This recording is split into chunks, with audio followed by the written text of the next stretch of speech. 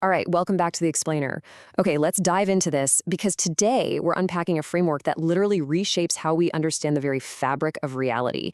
It's called mode identity theory, and it is a wild ride. Now, what if the biggest mistake in modern physics was believing the universe is expanding? For nearly a century, pop science has hammered home this idea that our cosmos is physically stretching. But what if that whole narrative is just fundamentally backwards? Prepare yourself for a massive paradigm shift here, because the math in this framework tells a completely different story. So, Section 1, Einstein's true biggest blunder. To figure out how standard cosmology got so off track, we've actually got to go back to the beginning. When Albert Einstein first formulated general relativity, he introduced something called the cosmological constant, the Greek letter lambda. He added this purely geometric term specifically to hold the cosmos perfectly static. But years later, when Edwin Hubble observed redshift in distant galaxies, Einstein panicked. He retracted the constant and famously called it his biggest blunder. Let's look at the timeline here. In 1917, he adds the constant. In 1929, Hubble observes redshift, and Einstein just drops his static model entirely. But mode identity theory suggests his original instinct was spot on. His true blunder wasn't adding the constant. His blunder was cowardly abandoning his static model the very moment Hubble saw redshift, instead of trusting his own geometric foundation. Now, what's really interesting about this slide is the stark contrast between the myth we're all taught and the mathematical reality proposed by this theory. Standard physics insists the mistake was adding the constant, but this framework argues that removing it actually broke our understanding of cosmology for 100 years.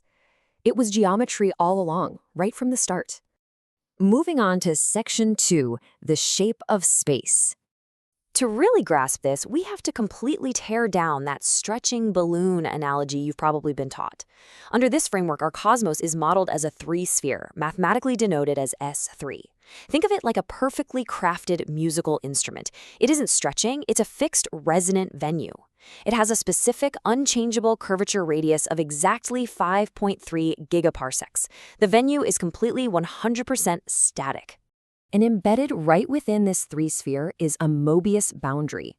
You can basically visualize this as the universe's cosmic tuning fork. Because it's a Möbius surface, it has this inherent geometric twist.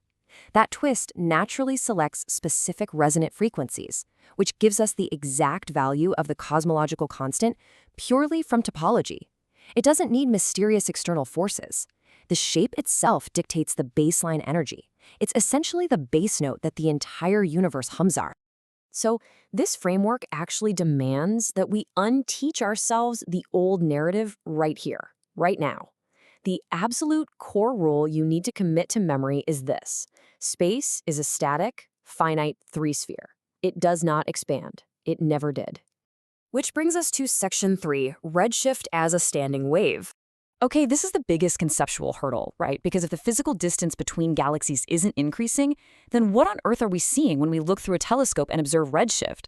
Standard models claim redshift is a Doppler shift caused by the fabric of reality stretching. But mode identity theory argues that reality is far more elegant. What we are actually observing is simply the phase evolution of a cosmic standing wave. We're mistakenly interpreting a change in phase as a change in physical distance. So, the crucial point is this: space remains entirely fixed in size. Instead, there's this standing wave that evolves along a temporal edge. Imagine you're listening to a symphony. The concert hall, the three-sphere, doesn't change size, right? Instead, the phase clock of the music advances. Redshift is simply us, as observers, reading a composed cosmic score over time. Let's look at Section 4, geometry disguised as dark matter. Once you accept that the venue is fixed, something incredible happens. The greatest mysteries in physics suddenly start to evaporate. Standard physics has a bad habit of misinterpreting pure geometry as mysterious dark substances. Take the number 122, for instance. It's infamous in physics. Standard quantum field theory's estimate for vacuum energy is 122 orders of magnitude wrong compared to what we actually observe. Why? Because the standard model tries to calculate local zero-point fluctuations, measuring little particles zooming around locally, when it should be looking at the global geometry. It completely confuses a global geometric boundary condition of the three-sphere with a local energy density. And the identities map out beautifully across different dimensions here. Dark matter is not some invisible fluid of exotic particles. It's actually just the space mode, the invisible gravitational curvature of the three-sphere itself at manifold depth 3. And what about that mysterious force people claim is accelerating the cosmos? Well, it doesn't exist. It's just the surface mode, the baseline energy of that Möbius boundary at depth 2. Visible matter, the stuff we actually interact with, is just our observation of these deeper geometric modes at a surface level. Check out this simple fraction, 3/2. In this framework, this is known as the Gauss equation interface. It's basically the pure geometric exchange rate that translates 2D surface curvature into 3D spatial curvature. Think of it as the mathematical cost to dance between dimensions, which effectively creates what we perceive as gravity. And the best part? No hypothetical graviton particles are required. All right, bringing it home with Section 5, the Cosmic Symphony. Let's bring all of this together to see how this static shape elegantly solves some massive observational anomalies.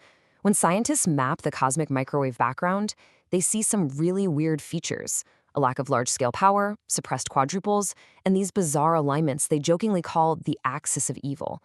Standard cosmology just writes these off as unexplainable flukes, but in a static three-sphere with a Möbius twist, this theory shows that every single one of these anomalies is a rigid geometric requirement. And this brilliantly illustrates the sheer predictive power of mode identity theory. By simply placing an observer at one specific vantage point, exactly 2.1 gigaparsecs from the domain center in our static three-sphere, the math perfectly predicts all 4 of those massive anomalies simultaneously. I mean, it's not a fluke, it's exactly what you would see from our specific seat in the concert hall. This perfect geometry even reaches all the way down to the quantum level. Take the Yang-Mills mass gap, which is literally a $1 million math problem.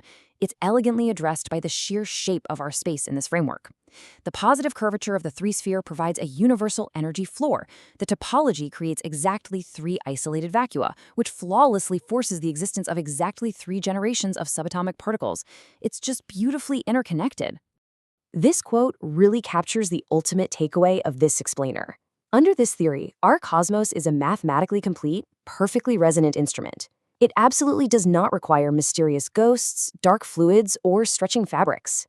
The dark sector is simply the geometry of the static venue itself, visible to gravity but dark to everything else. Which leaves us with one final provocative thought to chew on. If space is static, and reality is simply the phase evolution of a composed cosmic standing wave, then what does that make you? You aren't just an entity drifting through endless empty space. You are a discrete, localized sampler of this beautiful ringing chord. The music is already written. We are just experiencing the playback.